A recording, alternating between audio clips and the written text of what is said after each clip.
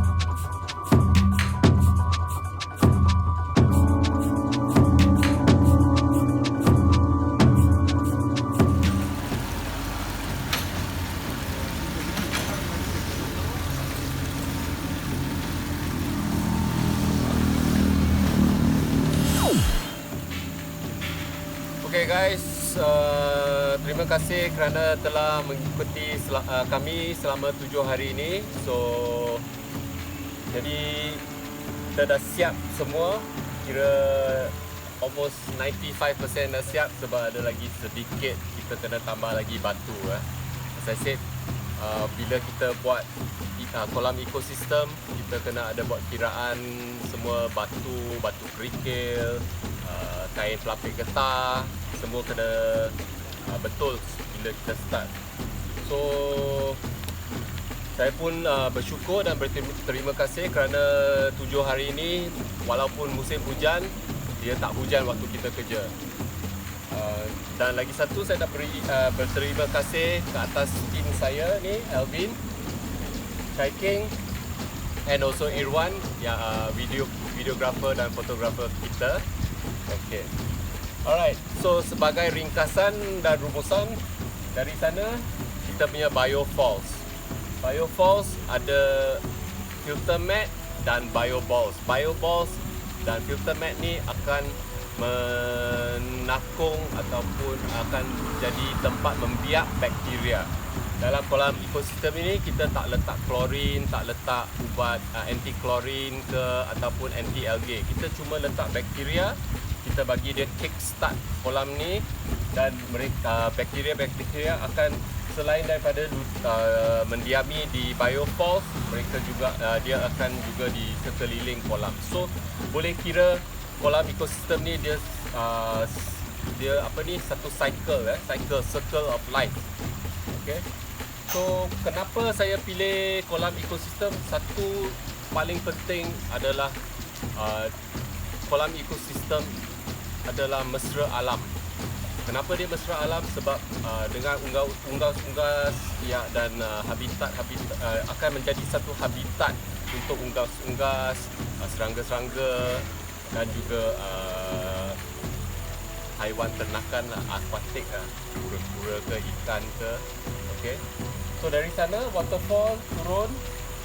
Dari sana lepas tu arus air akan mengalir ke teluk prafilter kita. So teluk prafilter ni daun-daun akan semua berkumpul di sini. Boleh nampak ada banyak, ini pokok rambutan, dia akan turun banyak rumput. So kita buat satu prafilter yang besar supaya daun yang turun akan berkumpul di tempat ni, dan kita cuma perlu mengeluarkan daun-daun semua tu. Dalam 2 bulan ataupun 3 bulan sekali, kita cuma perlu bersihkan filter mat dengan air dan bioboss juga. Okay, so apa lagi nak cerita? Harap video yang kami telah dan kerja kami telah share dapat memberi manfaat kepada kawan-kawan semua. Dan jika nak ketahui lebih pasal kolam ekosistem ataupun nak belajar macam mana nak buat kolam ekosistem di rumah ke ataupun untuk orang kawan ke, boleh cari saya dekat social media. Semua ada, Facebook, YouTube, TikTok, Instagram, cuma Twitter tak ada. Okay, so itu sahaja.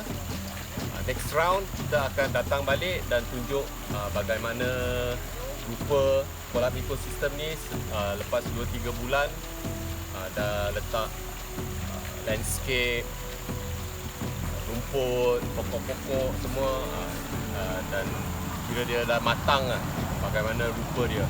Okay, so seterusnya anak muda ni akan lompat ke dalam renang. Alright, thank you very much. Peace out. No, tak lompat. Dia jalan.